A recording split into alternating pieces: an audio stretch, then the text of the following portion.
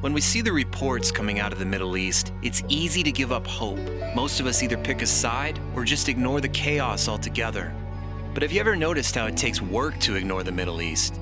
It has this strange habit of finding its way to the front of the stage, and maybe for good reason. What if it's meant to grab our attention? If you're a person of faith, then it's likely your story actually begins in the Middle East, where a guy from southern Iraq named Abram heard the voice of God call him to begin a journey.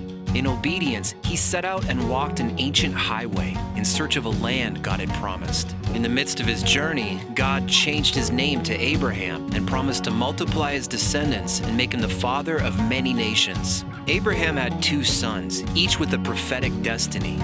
To Ishmael, the son of Hagar, God promised a blessing and 12 sons who would reign in the region but experience conflict with their brothers. To Isaac, the son of Sarah, and his descendants, God gave the land of Canaan and a promise that the whole world would experience blessing through his family line.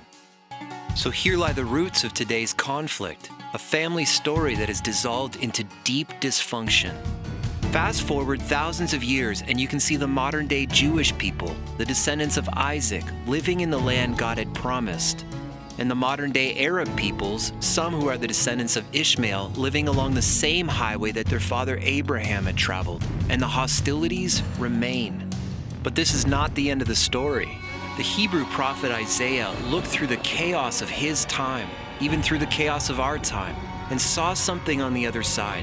He saw the same highway Abraham walked, not as a source of conflict, but a source of blessing for the whole earth. He wrote, "In that day there will be a highway from Egypt to Assyria, and the Assyrians will come into Egypt, and the Egyptians into Assyria, and the Egyptians will worship with the Assyrians. In that day Israel will be the third party with Egypt and Assyria, a blessing in the midst of the earth, whom the Lord of hosts has blessed, saying, Blessed is Egypt my people, and Assyria the work of my hands, and Israel my inheritance."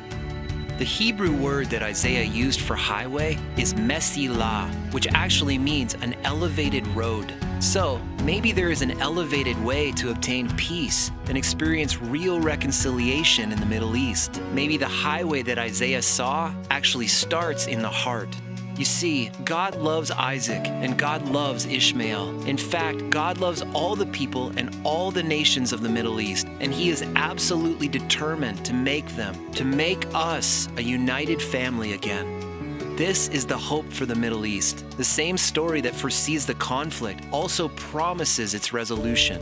That's why today there are Egyptians, Israelis, Arabs, and Turks, people from the Middle East and around the world who are joining together to raise up this elevated way. They are serving, praying, loving, and living in such a way to see this highway of hope, worship, and reconciliation become a reality in our lifetime. Because the truth is, God said there will be a highway, and right now, you and I are invited to help Him build it.